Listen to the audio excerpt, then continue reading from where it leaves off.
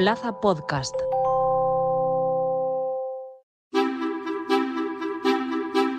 El mundo se enfrenta a un gran reto: alimentar a una población creciente, con recursos limitados y afrontando el problema del cambio climático. La previsión de la ONU es que en el año 2050 haya 9.700 millones de habitantes en la Tierra. Eso supone que la producción de alimentos tendría que aumentar un 70% para que todos pudiéramos comer. Los expertos coinciden en que la clave está en diversificar nuestra dieta y apostar por alimentos de origen vegetal, más nutritivos, sostenibles y adaptables a diferentes condiciones ambientales. La industria alimentaria ya trabaja en formas de afrontar este reto y los nuevos alimentos irán ganando presencia poco a poco en los supermercados de una forma silenciosa. Aseguran que muy pronto estaremos comiendo alimentos impresos en 3D, más saludables y más sostenibles, y no notaremos la diferencia. Hoy en Plaza al Día, alimentos del futuro. ¿Qué comeremos en 2050?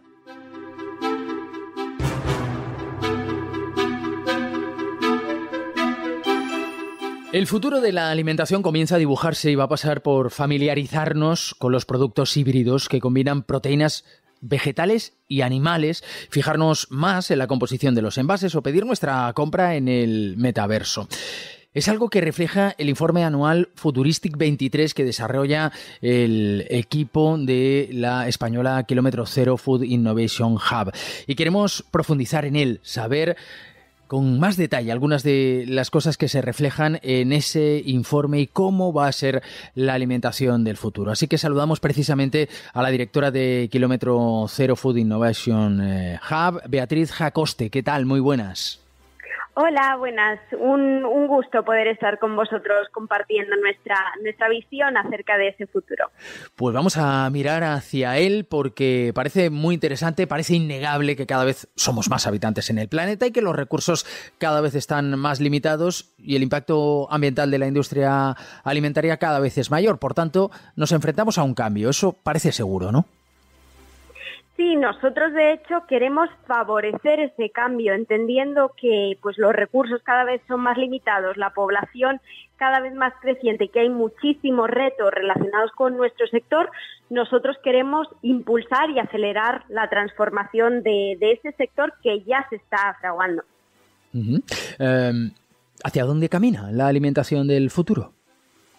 Pues siempre nos hacen esta pregunta y es difícil de contestar porque nosotros tenemos la premisa de que el futuro no existe, es decir, lo estamos creando en el día a día con nuestras acciones y es muy fácil caer en un futuro, lo que llamamos distópico o utópico, cuando estamos haciendo estas predicciones de bola de cristal acerca de cuál será ese futuro de la alimentación. Y lo que nosotros hicimos hace unas semanas fue un ejercicio de preguntar a ChatGPT qué opina él sobre cómo será ese futuro de la alimentación, para luego poder desgranar pues cuánta razón tiene esta herramienta que cada vez estamos usando más. Es curioso lo que nos cuenta porque sí que está muy en línea con lo que nosotros recogemos en nuestro informe en Futuristic, que es este informe de libre descarga que tenemos todos los años para recoger cómo será este futuro de nuestro sector, y ChatGPT nos da 4 pinceladas acerca de dónde se posicionará este futuro de la alimentación. Nos dice primero que va a ser un futuro sostenible. Como has mencionado, pues cada vez estamos usando más recursos y que estos recursos son muy escasos y por tanto tenemos que entender cómo podemos producir más con menos recursos. Entonces, el primer punto sería esta sostenibilidad. Luego nos cuenta que será un futuro personalizado y funcional. Es decir, en la línea de salud de nuestro sector, pues tiene la misión de proporcionar salud y nutrición a la población a través de los alimentos. Nos dice que estos alimentos cada vez son más adecuados para cada uno de nosotros y que van a conseguir proporcionarnos unas funcionalidades, es decir, nos van a proporcionar más energía o más descanso o más foco, pues en base a nuestra necesidad.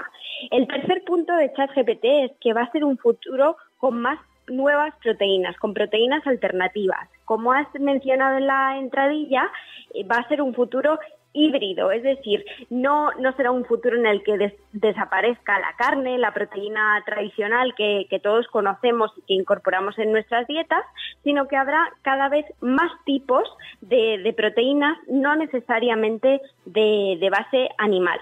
Y por último, dice ChatGPT que este será un futuro muy tecnológico. Para poder llevar todos estos cambios adelante, pues vamos a necesitar de muchos datos, mucha inteligencia artificial que nos permitan llevar al plato del consumidor aquello que tanto ama y que tanto disfruta en su día a día, pero a un precio asequible. Y ahora, si te parece, pues comentaremos en detalle cada una de estas premisas, porque es verdad que nosotros, que llevamos trabajando 5 años en el sector, pues tenemos también nuestras aportaciones y nuestras dudas en cuanto a alguno de estos puntos mencionados. Claro. Para empezar, ¿tendremos que cambiar nuestros hábitos alimentarios? Pues sí, pasa por un cambio de cadena. Nosotros no queremos poner toda la presión en el consumidor, es decir, no es que cada uno de nosotros a nivel individual podamos transformar el sistema alimentario, sino que se trata de un cambio de cadena, es decir, el agricultor tendrá que empezar a producir otro tipo de alimentos que consigan recuperar la calidad de los suelos, porque sabemos que el 70% de los suelos cultivables ya están desertificados, sabemos que el 70% de agua se usa exclusivamente para producir estos alimentos y que es precisamente nuestro tipo de dieta lo que ha llevado a esa degradación en el campo. Necesitaríamos, por ejemplo, aumentar la biodiversidad en el campo. Esto significa que no nos basáramos en un monocultivo, es decir, que nuestras calorías no vinieran exclusivamente de unas pocas variedades, como por ejemplo del maíz, del arroz, del trigo, que es de donde vienen la mayor parte de nuestras calorías, porque este tipo de cultivos pues al final acaba dañando mucho el campo. Y lo que es muy interesante es que estamos viendo que hay una interrelación entre esa degradación en la naturaleza y en nuestra salud. Es decir, estamos caminando, esperemos, hacia un futuro más saludable y sostenible, y esto tiene relación entre sí. Es decir, una dieta más variada contribuirá también a mejorar la calidad del suelo. Pero como decía, sí que tenemos que cambiar nuestra dieta y sí que tiene que haber esa estrategia de empuje por parte del consumidor para favorecer que empiecen a surgir nuevos productos en el lineal, que el supermercado empiece a tener productos más saludables y sostenibles, pero también pues la gran industria y la gran distribución tienen que dar sus propios pasos en esa transición hacia nuevas formas de producción y distribución de los alimentos. Porque, por ejemplo, la transformación tecnológica del sector alimentario, lo que conocemos como Food Tech, ¿exactamente qué es? ¿Cómo va a influir en nuestra alimentación? ¿Tecnología y alimentos cómo casan? Va a influir muchísimo, pero se trata precisamente de que esa innovación y que esa tecnología sea invisible. Es decir, que el consumidor no perciba al final que ha habido ningún proceso extraño en la elaboración de sus alimentos. Si pensamos en cómo es actualmente la industria, ya hay muchísima dosis de tecnología. Por ejemplo, la fermentación se lleva usando cientos de años para elaborar pues productos tan tradicionales como es el queso, el vino, el yogur, y el consumidor nunca se ha preguntado cómo ha llegado a su plato o cómo ha llegado al supermercado ese producto, cómo ha sido el proceso de elaboración. Simplemente lo ha incorporado de forma natural a su dieta, pero sí que hay un proceso de fermentación que ahora hay pues más sofisticación en cuanto a estas tecnologías y vemos cómo cada vez se mezcla más con el terreno de salud, con el terreno más médico, es decir, la biotecnología va a conseguir que estas nuevas proteínas de las que hablamos, por ejemplo, pues que sean cada vez más ricas, porque tenemos que pensar que los factores que empujan a un consumidor, a una persona, a adquirir de forma recurrente un producto, pues primero va a ser el sabor, seguido por el precio. Y que este alimento pues que sea conveniente, es decir, que se integre fácilmente en su vida, que sea fácilmente de comprar y de cocinar.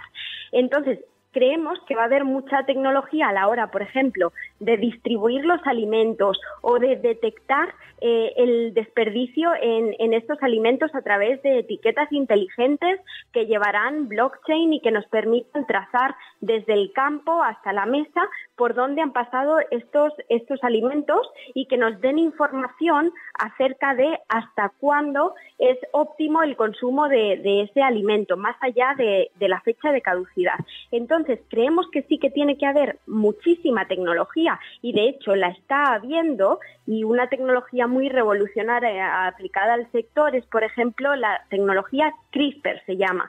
A muchos nos sonará la edición genética o los productos transgénicos que han tenido muy mala prensa.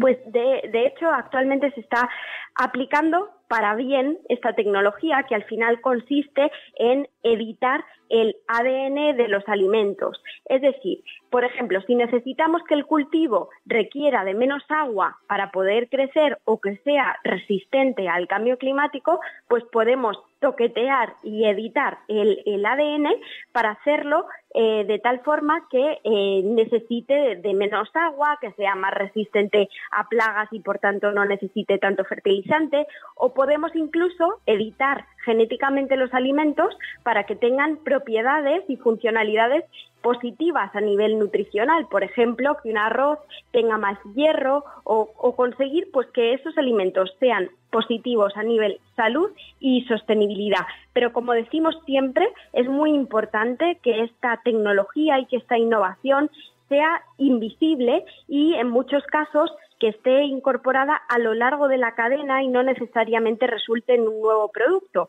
sino que sea una nueva tecnología, por ejemplo, para reducir el desperdicio de alimentos, que es uno de los mayores problemas del sector. Ajá.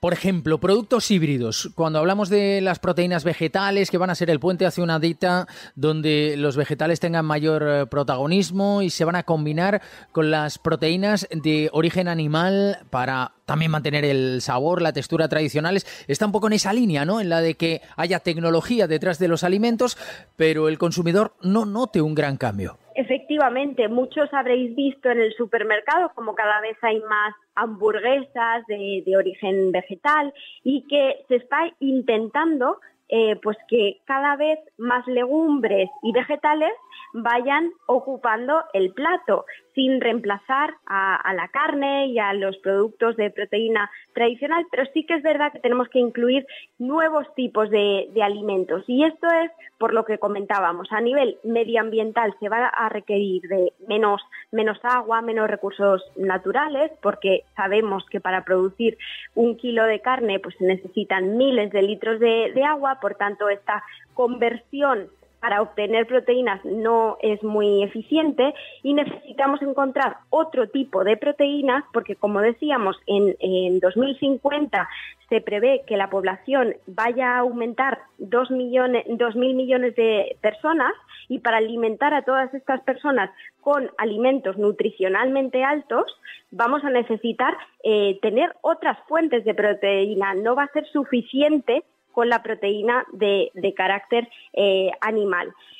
Por tanto, sí que se está trabajando en nuevos tipos de desarrollo, tanto de base vegetal como incluso la carne de laboratorio, que sí que ha tenido pues mucho interés por parte de los medios y que es un proceso curioso, pero que en el futuro creemos que el consumidor, cuando mire una bandeja de carne en el supermercado, no se va a plantear cómo ha sido elaborado ese producto y quizás ha sido elaborado en un bioreactor y ya se han extraído las células madre de esa vaca y no necesariamente ha habido que criar la vaca, pues destinar la alimentación a ese animal y entonces creemos que esto va a ser parte del futuro, como decimos, nunca sustituyendo lo que conocemos actualmente, pero complementándolo para poder abastecer a esa demanda creciente.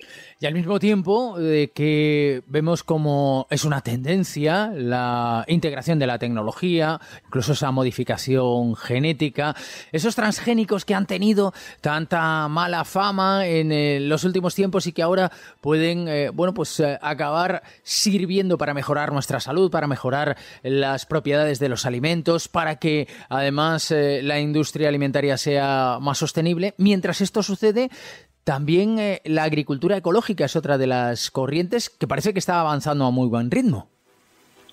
Sí, siempre que sea a gran escala, lo vemos como una solución de futuro. Ecológica simplemente significa que está en línea, en balance con el medio ambiente, como decíamos, para resolver el problema de la reducción de biodiversidad, del uso de agua, de la generación de emisiones. Nuestro sector es responsable del 25 al 35% de emisiones de efecto invernadero globales.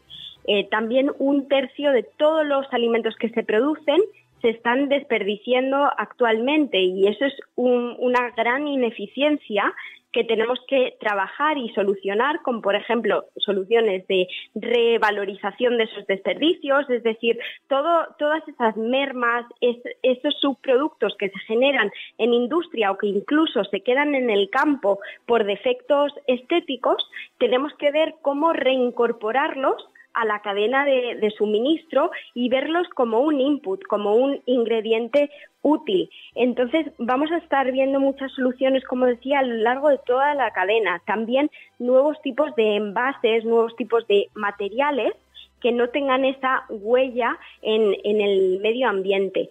Pero todo esto, todas estas innovaciones tan raras en algunos casos de las que estamos hablando, solo van a tener éxito en el mercado si son aceptadas culturalmente, es decir, si son sensibles con el hecho de que la alimentación forma parte de nuestra identidad, de nuestra gastronomía, de nuestra cultura. Y si no respetan esto, pues nadie va a querer incorporar estos cambios, no va a haber una transición. Entonces, para nosotros tienen que cumplirse 2 premisas para que de verdad ocurra esta transformación. Y estas 2 premisas son, primero, el sabor, que estén muy ricos estos nuevos alimentos y que sean pues integrados y fáciles de usar, como decíamos, la conveniencia, y que sean cercanos a nuestra dieta, que no sean, pues por ejemplo, con insectos. Se ha intentado integrarlos dentro de países occidentales y no ha funcionado porque no están relacionados con nuestra identidad, gastronomía, cultura. Entonces, primero, tienen que estar muy ricos y ser sensibles con nuestra historia, y segundo, tienen que ser accesibles, es decir, tienen que estar a un precio, a una paridad de precio con otros productos del mercado. Si son un premium, si son un nicho, no vamos a conseguir el impacto a gran escala del que estamos hablando. Si solo unos pocos pueden acceder a estos buenos alimentos, buenos entendidos por más saludables y más sostenibles, no vamos a conseguir el impacto a gran escala que necesitamos. En este sentido, van a ser muy importantes los inversores en concreto de impacto, que no solo estén mirando el retorno a la hora de invertir en una startup, en una solución de este tipo, que estén mirando también cuáles son los efectos colaterales que está teniendo esa empresa a la hora de llevar a cabo su actividad. Y también van a ser cruciales las grandes industrias, las empresas tradicionales, pues de carne, de lácteos, de cerveza, de verduras, todas estas empresas que realmente mueven la economía y que son las que están en el día a día de las cocinas de nuestra casa. Estas van a ser las que tengan que dar pasos en esta transformación y que tengan que ir incorporando estas innovaciones. Porque si son unos pocos, unas pequeñas empresas, unas pequeñas marcas las que empiezan a dar estos pasos, no vamos a poder resolver los grandes retos y desafíos de los que hablábamos.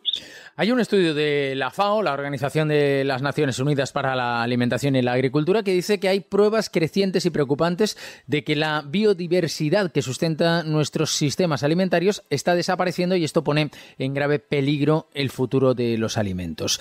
¿Realmente tenemos esa amenaza de inseguridad alimentaria en el horizonte? Sí, no está en el horizonte, está aquí, hoy y ahora. 800 millones de personas no tienen acceso a suficientes alimentos, es decir, el problema de la malnutrición o desnutrición está presente. Vemos incluso en países como España, donde los bancos de alimentos tienen colas cada vez más largas y tienen cada vez una demanda creciente, por desgracia, y vemos también que hay una mala nutrición, es decir, sí hay acceso a suficientes calorías, pero estas calorías no son necesariamente buenas, no son nutricionalmente altas. Y esto es algo en lo que se tiene que enfocar y obsesionar la industria alimentaria hoy en día. Hasta ahora nos hemos enfocado en producir más, en cómo aumentábamos el rendimiento de estas fábricas o de este campo. Actualmente nuestro reto es cómo podemos producir mejores alimentos, cómo hacemos que estos sean nutricionalmente más altos para que la dieta precisamente no sea una de las principales causas de muerte y que no haya cada vez más enfermedades relacionadas con la dieta, que es lo que estamos viendo hoy en día. Y la biodiversidad sí que va a ser un componente causante de toda esta pandemia o epidemia a nivel nutricional. Sabemos que el 3% de cultivos nos proveen del 60% de nuestras calorías, es decir, nuestro plato, nuestra dieta está siendo demasiado básica, no estamos teniendo esa biodiversidad en nuestro plato ni en nuestro campo. Como comentaba, el monocultivo pues afecta gravemente a los suelos, porque lo que viene bien al suelo es la rotación. ¿Qué ocurre? Que el agricultor no tiene incentivo para producir diferentes tipos de cultivos, que esto sería lo que garantizaría la salud del suelo, no tiene ese incentivo porque luego la gran industria demanda principalmente esos cultivos. Por eso decimos que tiene que haber un cambio sistémico de cadena en el que pues tanto los supermercados, las personas, los inversores, las industrias decidan tomar pasos para cambiar qué alimentos queremos poner a disposición del consumidor, porque si no, es evidente que el agricultor, teniendo además en cuenta el margen tan pequeñito en el que se mueve, el margen de beneficio, no va a tener ningún incentivo para cambiar sus cultivos hacia unos orgánicos, regenerativos y que generen y fomenten esta biodiversidad. La ONU ha hablado de un cambio hacia dietas más saludables, ¿no? Para ayudar a frenar el hambre en el mundo, que al final es el objetivo, teniendo en cuenta pues ese aumento de la población y esos recursos limitados de los que estamos hablando. Sí, pero es una frase muy fácil de decir y, como decimos, tiene muchísimos ángulos y depende de muchas personas y muchos tipos de agentes. Es un problema que está interconectado y, de hecho, por ejemplo, si nos enfocamos exclusivamente en el tema de las emisiones de efecto invernadero, pues sabemos que en general el 95% de emisiones que genera pues un supermercado por el portfolio de sus productos que tiene en venta o las emisiones que genera una gran industria no dependen de ellos mismos, no depende de esa gran industria, sino que depende de sus proveedores. Esto quiere decir que es un problema muy difícil de solucionar porque estas estrategias que, por ejemplo, se fija una gran multinacional para reducir sus emisiones de efecto invernadero, no dependen solo de su empresa, sino de sus cientos de proveedores. Por eso el hecho de que este problema sea tan interconectado, pues lo hace tan grave, pero al mismo tiempo pues a nosotros nos da la fuerza y el ánimo para seguir trabajando en ese esfuerzo de cadena. Y nosotros, por ejemplo, tenemos un programa de innovación abierta en el que participan 9 grandes industrias y lo que hacen es compartir cuáles son los retos del sector, y nosotros buscamos emprendedores en todo el mundo que estén solucionando esos retos relacionados con la digitalización, la sostenibilidad, la salud, las nuevas proteínas. Y de esta forma, pues estamos incentivando a cada uno de esos operadores a que den esos pequeños pasos, pero que tienen muchísimo impacto. Y al mismo tiempo, evitar el malgasto, ¿no? Y el desperdicio de comida sería otro de los grandes retos, teniendo en cuenta que hay una parte del mundo que no tiene acceso a esa alimentación saludable y otra parte del mundo que desperdicia comida, que tira comida a la basura todos los días en gran cantidad. Absolutamente. Y necesitamos trabajar también para que sea un sistema más justo, es decir, que haya incentivos para que haya agricultores en el futuro y haya personas que quieran dedicarse a este sector, porque uno de los retos poco comentados o poco sexys del sector es la falta de mano de obra, y algo tan sencillo como esto puede ser demoledor para nuestro sector. Y esto es un desafío real, que no haya mano de obra, porque no es un sistema justo que esté pagando a cada una de las partes implicadas en el proceso lo suficiente. Y entonces no hay un relevo generacional. Un sector que ha sido de generación en generación, por ejemplo, en las ganaderías, pues no hay ese relevo generacional. Y a pesar de que nuestro sistema alimentario está muy tecnificado y que hay mucha sofisticación, como decimos, actualmente todavía depende de que haya alguien en el campo cultivando, plantando, recogiendo, y si esto no es así, si algo tan básico como que haya personas que quieran dedicarse al sector de la alimentación, no vamos a tener alimentos en nuestros supermercados.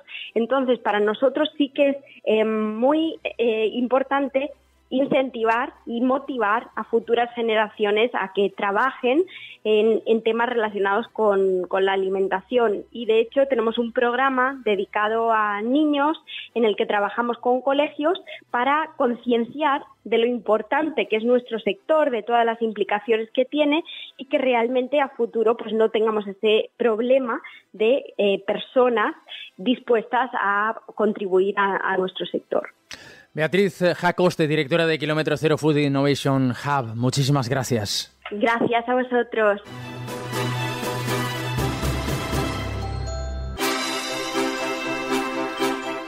Tendremos que estar preparados para el cambio y quién sabe si será un cambio mucho más saludable. Ya saben que Plaza al Día es el daily de las cabeceras de Plaza, está disponible en todas ellas y también en las principales plataformas de podcast, donde pueden suscribirse y enviarnos sus comentarios.